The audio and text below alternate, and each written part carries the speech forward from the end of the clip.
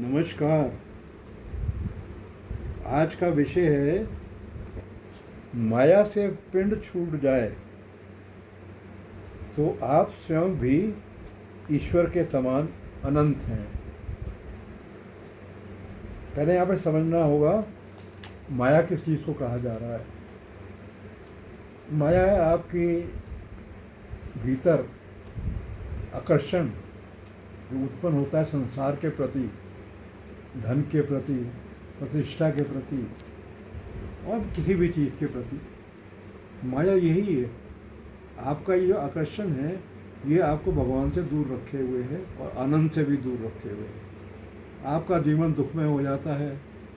पैसा आपके पास बहुत है, आप सुबह से शराब पीनी शुरू कर देते हैं, शाम तक शराब पीते हैं, लेकिन फिर भी मन के दुख से छुटकारा नहीं मिलता।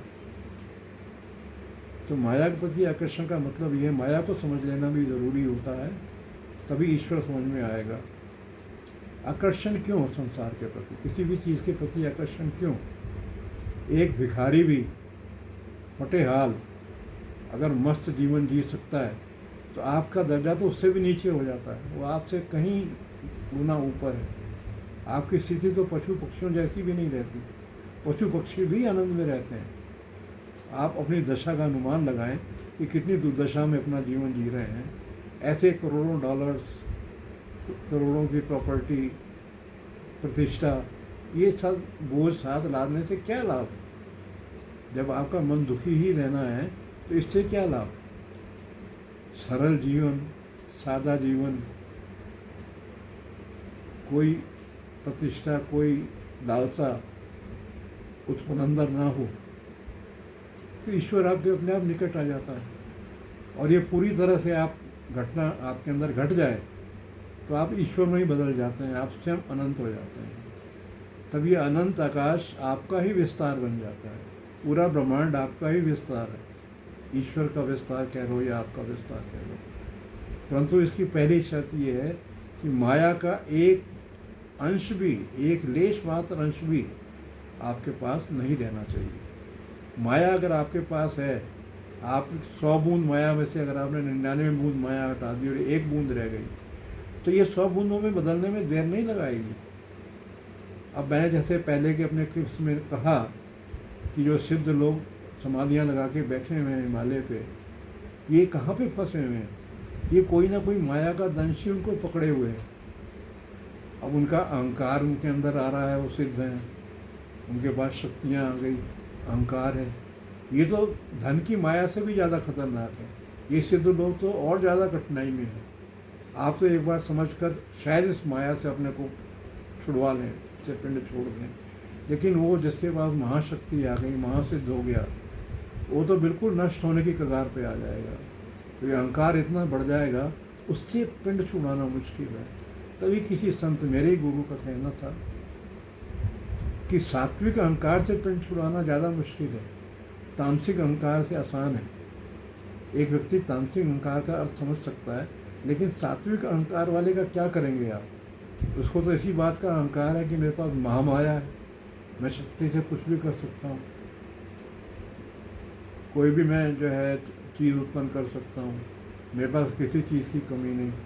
इन लोगों का आनंद की तरफ जाना तो और मुश्किल हो जाता है, क्योंकि ये सात्विक अहंकार का जो प्रभाव है ये महामाया का प्रभाव है। अभी पहले हम सिंपल माया जिसमें पूरे विश्व के लोग फंसे हुए हैं, कम से कम पहले उस माया को तो छोड़ें।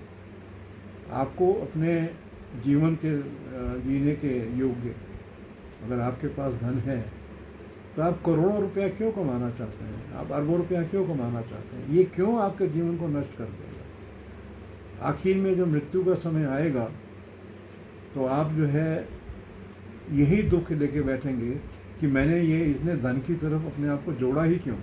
तब आप उस वक्त प्रार्थना करेंगे कि कोई मुझसे सब कुछ छीन ले। इस स्थिति तक आपको पहुंचा देगी माया। आप हाथ जोड़ेंगे, मुझसे सब छीन लो लेकिन मेरे को मेरे दुख से बचा लो। तो पहले से इसको समझ जाना चाहिए। मतलब कम से कम पशु पक्षियों की श्रेणी भी आपसे ऊपर हो जाए और एक गरीब और फटेहाल आदमी की श्रेणी भी आपसे ऊपर हो जाए तो क्या लाभ इस माया का?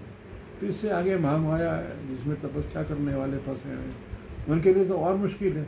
10,000 साल क्या 20,000 साल ही बैठे रहेंगे, कुछ नहीं होगा।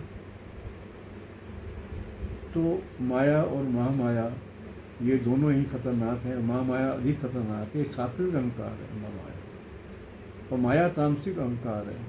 तो किसी बहुत बड़े गुरु ने यही कहा, मेरे ही गुरु ने मुझे ये कहा कि तामसिक अहंकार को फिर कोशिश करके हटाया जा सकता है, लेकिन सात्विक अहंकार को हटाना बहुत मुश्किल है। वो सात्विक अहंकार को हटाने के लिए फिर साक्षी भाव की आपको आवश्यकता पड़ेगी, जिसका जिक्र मैंने पहले के क्लिप में किया। साक्षी भाव यहाँ पर है कि आपकी आँख खुली हुई है, आपका जो पिक्चर आपकी आँख से जा रही है आप ब्रेन से देख रहे हैं उसको, और दूसरी कोई क्रिया नहीं हो रही। तो साक्षी भाव के पास मन पटक नहीं सकता।